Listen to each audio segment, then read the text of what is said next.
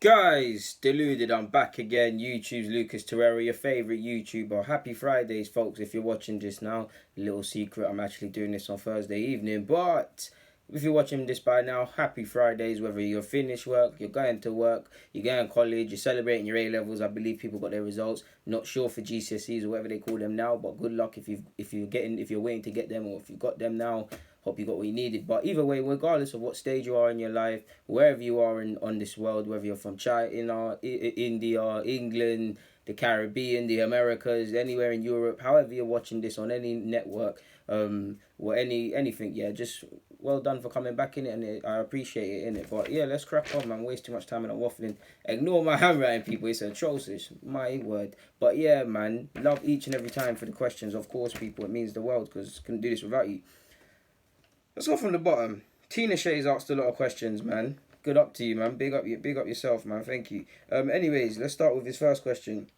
Is Unai Emery scared to bench Czech, Xhaka, etc.? I'm going to assume you mean I'll throw Bellerin into that and players like that you're assuming, if we go based on how Wenger set up guys that you more or less saw within the Arsenal side. I don't think that's necessarily the case. Just look how he's been bigging up Ramsey, whether Ramsey signs a contract or not. He wasn't having the best of games, to put it nicely, against Manchester City. And as soon as the second half started, more or less, he came off on a quick one. So I don't necessarily think he's scared to bench anyone. I think he genuinely likes Xhaka and can appreciate what he brings to a football. But if he puts in consistent performances like he did against Manchester City versus good form, which was January to the end of last season from the man, he will be out of the side. Like, he has to be ruthless. Even if you didn't believe what I'm saying right now, he has to be ruthless, because at the end of the day, we know he's not Wenger and he won't stay here as long, and he's done his own things in football away from Wenger. But if we just look at it that he's the first man to take the job post Wenger, there's not going to be a lot of time. If he does well, people are going to hail him as the Messiah. But if he does stupid stuff, people are going to question him, and he could be out very quickly. And I believe he's only here for 2 years. So if he wants away from Arsenal, I'm sure he wants to be a success in the Premier League and replicate some sort of success he had that got him success in Spain, in his homeland, at various clubs where he built his reputation. So I don't think he's scared to bench people, to be honest with you. You've put, how do we bypass the lack of natural width within the side? Let me get the tactics board. I'll show you this real quick, when I ain't going to waste your time. How do we bypass the lack of width in our side? That's 4. There we go. It's dropping everywhere, aren't they, people? But yeah, 1 sec, people. Just give me 2 secs. These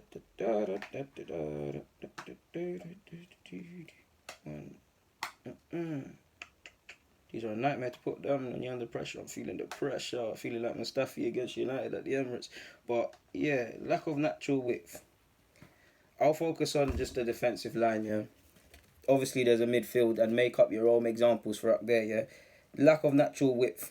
The fullbacks have to do it. They have to make the options. The fullbacks have to provide the width. Like you saw with probably now, don't get me wrong, you have I always use the example of Spurs. You have Ben Davies and Trippier. Trippier gets a lot of assists. Ben Davies is always good for a couple as well.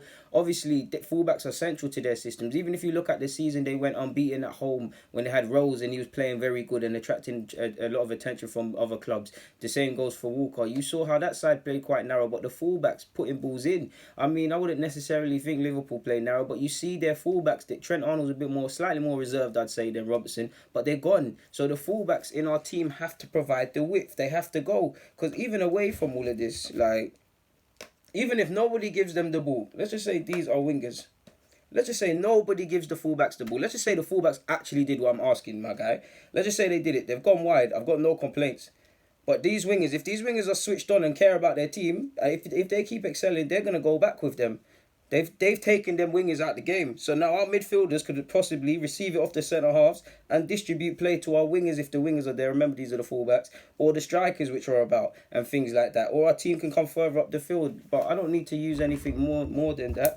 And I've dropped bare of them. But that's one way to describe that, man. It has come from the fullbacks. You put, how are we doing away games, especially the top 6, against the top 6? Well, seeing is believing. I'm not a fortune teller, my guy, with all due respect. I don't know, man. We have to get a good run of form going, and with our performances overall in big games with our struggles for consistency in form. Away form is what makes the difference. To be fair, we had a poor season. There's no way around it. We came sixth, but one bright spark is the home form. We need to turn up away from home because we dropped too many silly points. When you look at the Watfords, the Stokes, I'm sure Liverpool keep beating us up home and away. It doesn't even matter. Funny enough, we actually put in a decent shift at the Bridge and we lost to United. Whatever way, that's not been a kind ground to us. United fans, if you're watching this and you're laughing at that comment, remember we've won it at your ground. Yeah, man, I've got to poke fun at other people when I can because we're going through stress right now. But hopefully that answers your question. And you've put, how long before we see Emery ball and his tactics gel? Well, let me fix this up. Okay, this could be a bit more straight. But how long's a piece of string, man? How long's a piece of string? For me, minimum 10 games, really and truly, give or take. That doesn't mean after 3, 4, 5 games and it's playing poorly, we don't ask questions, or vice versa. We don't write too many conclusions, but probably 10 games plus. Probably even 2 seasons. You need 3 years to really implement what you want to do at a football club, in my humble opinion, my guy. Hopefully that answers your question. Uche's asked, is match fitness a valid reason for a player to be rejected from a football club? Not in my opinion, no. And you've put, why are countries like Germany, the pathways clearer for younger players?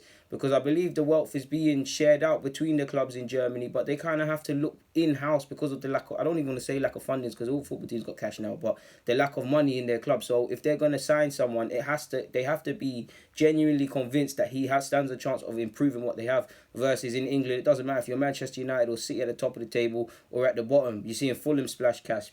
Obviously for different reasons, they're coming to a new league, but a lot of English clubs can afford to throw money at problems. You get what I'm saying? Even if we look at QPR a few years ago when they were trying to stay up, they were throwing money at things. Other clubs can't do that. They have to kind of develop homegrown or have some sort of philosophy down that route. So hopefully that answers your question. Scott asks me, shout to you all the way from China, is Liechtenstein going to be our makeshift left back, or is a loan move more likely? We can't sign a loan until in January because our window's closed, my guy. But if push comes to shove, because of sadly the injuries to Maitland-Niles and Kohler, and God forbid something happens to Monreal, then Liechtenstein has a genuine chance. And based on how he played against City, I'm confident in the man. So hopefully that answers what you was asking me. GPT asks, thanks for your question, my guy. He asks, do you reckon Taylor Richards gets a chance in the Prem for City this season? He's a very good player. I believe you're referring to the guy that they bought from Fulham. He's a decent young prospect. I would love to see it. I like him as a footballer. I hope he gets the chances, but there's a lot of players in them sort of positions, and City have a lot of pressure in that they're trying to retain the league, something that ain't been done for a minute. Maybe in the Carling Cup, or if opportunities present themselves, or if similar to Foden, Pep Guardiola takes a shine to you, then I'm all for that, but we'll have to see, man. Aaron asks, I've been thinking, considering we spent about 200 million over the last three transfer windows, isn't that enough to make a play I'm messing this up, to make a play for the title this season, or at least fourth? You're 100% right. Yeah, you can say other people spent more money than us and whatnot, but you're completely right. The recruitment at this club has been atrocious in many for the last couple of years, and we failed to identify where we could spend money, and we've chosen to renew contracts of mediocre players and things like that. So you're 100% right, my guy, man. Don't know why you asked me that. So great, you know the answer. You're a smart lad. But RP45 asks, another question for next week. What do you do for your day job? I work in administration like anyone else. Sadly I can't allude to nothing else because there's bad mind people out here. But yeah, hopefully that answers your question. You've asked another one, and that you've got, what do you make of Ross Barkley this season? Do you think he'll be an important player for Chelsea? And do you think he can still fulfil his potential? Well, you've always got a chance to fulfil his potential if he gets fit, if the manager takes a shine to him, what Sarri's been doing. But it's all up to him, to be fair. I like him as a footballer. And as for how well he does this season, depends on his match fitness and what Sarri wants to do. And based on how he started against Huddersfield, I believe, correct me if I'm wrong, he's got a chance. Darren asks, DG, have you seen much of Lebdo Mofibina, who plays for Leo in League One? He plays for Leo in League One. I haven't, but I believe that's the South African lad. Forgive me if I'm wrong on that. But I haven't seen much of him to be able. I've seen him play, but I haven't seen a lot of him to be telling you what he's good at, what he's not at, and the usual DG stuff. You guys know me. I've never been a liar. I openly say if I don't see a man enough, and that's the case for it. Apologies, my guy. Come back to me in a week or so. Harriana asks, what do you think of Welbeck at left back? It's a myth, but just based on what he gives you, he's a hard worker, he's a physical problem, and if he patterns up defensively, it could be a decent makeshift thing. But if I'm Welbs, regardless of a lack of prolific record, I wouldn't want to do it, but it's about getting in the team, so it is what it is. Igal asks is, what's your dream 11 for Arsenal if you had a sugar daddy, if the club had a sugar daddy? If I said if I had a sugar daddy, that'd be a bit funny, innit? I'm not on them thing there, but sugar mummy, you're welcome. But moving on. Dream 11 if money weren't a thing. First and foremost, we gotta keep going with the keepers. De Gea's getting bought. United will sell that to me because I'll throw whatever they want. De Gea will get copped. Varane will get copped. Neymar. Alright, let's start from the back. Alright, De Gea, centre half. You put me on the spot. De Gea, Varane, Godin, right back, Dani Alves just for sentimental reasons. Left back, obviously Marcelo. That's a no-brainer. Midfield is a sticky one still. I'd probably bring it. I'd probably have Torreira. I'm just assuming that this means I can do what I want in it. So I'd probably have Torreira. My guy Torreira, Gudez in the middle. My guy Ozil in the 10 role. On the flanks, Neymar. Up front, Kylian. On the left, Dembele. And I'd love to bring Pogba to this club as well. Just give United 600 mil or some madness like that and see what they're saying. But that would be my 11, man. You put me on the spot. I should have prepared for that question because it would be completely different when I sit down after this video and think. But that's the questions I live for. You've also asked me for outside tips for top 6, essentially. For players for Fantasy League, FPL. I don't know any. And if I had, sadly, I wouldn't be telling people because you see my league, I'm trying to win that. I'm like 10th or something. I'm trying to win that, my guy. But moving forward, Kazas asks, please deluded, help touch on the refs issue with Arsenal. We shouldn't ignore their nonchalant behaviour when it comes to giving away penalties for or against Arsenal. But we're at that stage. We know it's us versus the world. The refs are inconsistent. Not just us, a couple other clubs don't get the decisions, especially the smaller ones. Fulham were hard done by. We should have got a penalty as well, even though it would have only resulted in 2-1. But we know already. We saw what happened with Callum Chambers versus Burnley or whatever last year or the year before with the penalty business. So it is what it is, man, or whoever it was against. So there's nothing for me to say. We know we're going against some madness. Junior Gunner asks, bro, can you comment on Arsenal Fan TV's rebranding due to Arsenal wanting to disassociate themselves? Well, without the facts, for me personally, I'm staying in my lane because it's got nothing to do with me. I can't speak on what I do or don't know.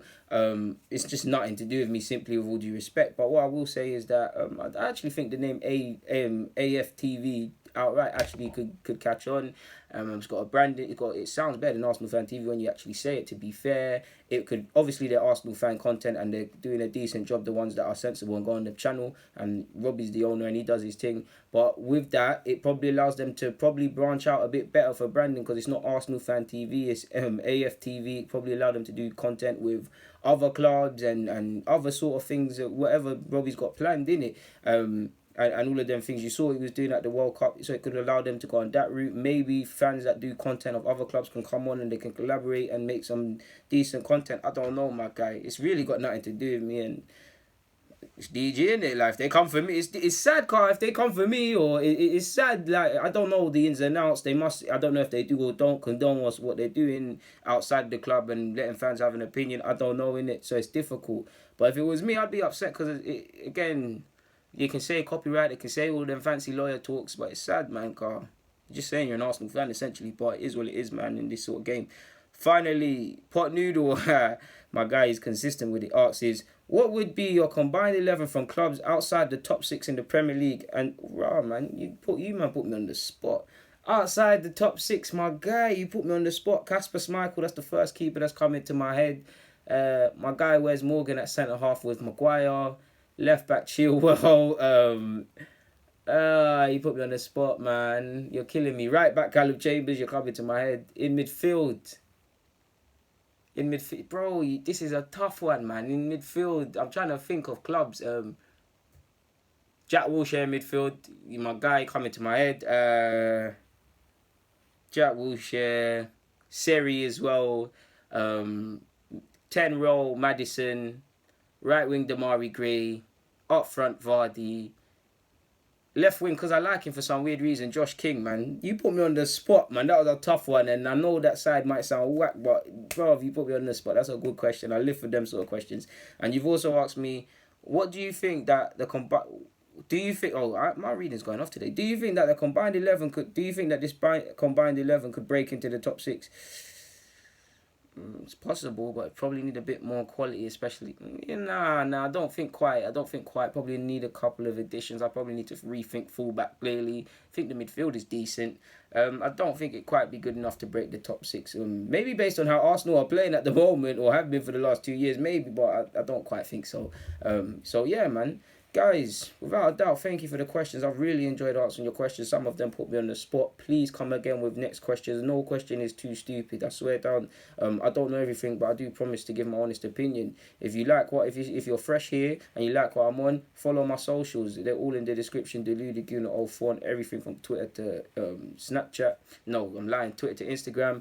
How can I mess up my own thing? Snapchat DGuna04 as you already know. And on that note, enjoy whatever you're doing with the rest of your day, or if you're going to sleep, do your thing. Guys, DG, I'm out.